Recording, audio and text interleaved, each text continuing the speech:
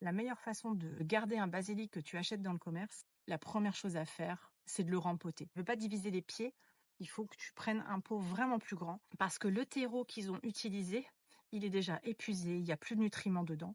En fait, en gros, ton basilic, il n'a plus rien à manger. Donc, il faut que tu le rempotes avec un bon terreau riche, mais aussi, il a plus de place pour se développer. Tu vois?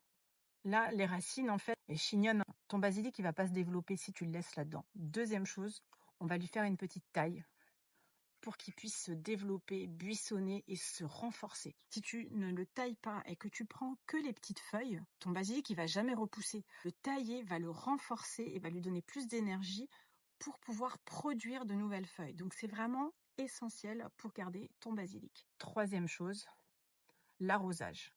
Hyper important. Il doit toujours être modéré. Le terreau doit être humide, mais pas trop. Tu laisses la terre un peu s'assécher, mais pas trop. Et surtout, tu ne le noies pas dans de l'eau parce que sinon les racines elles vont pourrir. Quatrième point, la luminosité est capitale pour un basilic. Il n'est pas fan du soleil direct, ça peut cramer les feuilles. Par contre, il lui faut une très bonne luminosité. Si jamais tu n'as pas assez de luminosité, ton basilic va pas du tout se plaire.